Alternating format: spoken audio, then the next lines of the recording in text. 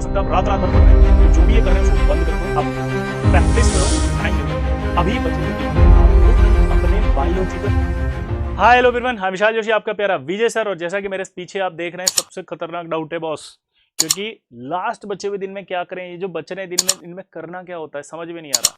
तो आपको मैं बताता हूँ, इनमें कुछ नहीं करना होता। इनमें सबसे इंपॉर्टेंट काम क्या करना होता है, प्रीवियस ईयर क्वेश्चंस जितने ज्यादा लगा सकते हो लगाओ, प्रैक्टिस करो टाइम लिमिट में।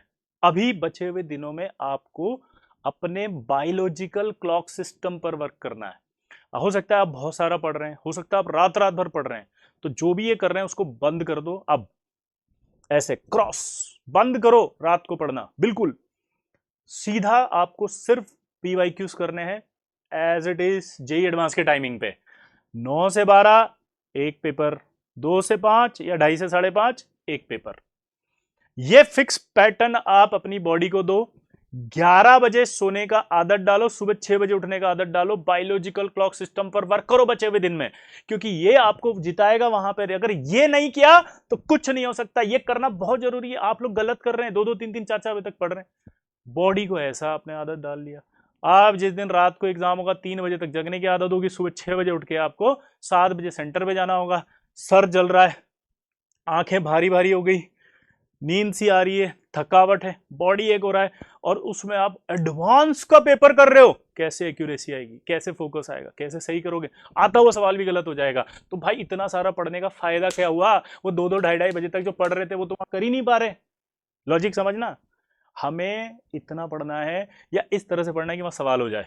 अब हमने क्या करा, इन बचे हुए दिन में हमने बॉडी को, बायोलॉजिकल क्लॉक सिस्टम को बहुत स्ट्रांग किया।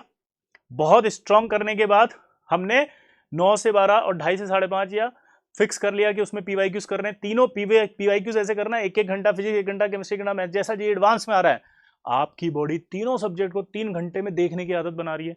ब्रेक वही लो, सो जाओ उसके अंदर खाना खा के, तो आपकी बॉडी की आदत पड़ रही है कि लंच उसी टाइम कर रहे हो, उसी टाइम सो रहे हो, उसी टाइम शाम को आप कर रहे हो प्रैक्टिस, और 11 बजे आपकी आदत होगी, तो ऑटोमेटिकली एग्जाम से एक दिन पहले आपकी हैबिट हो जाएगी कि आप आराम से सो जाओगे।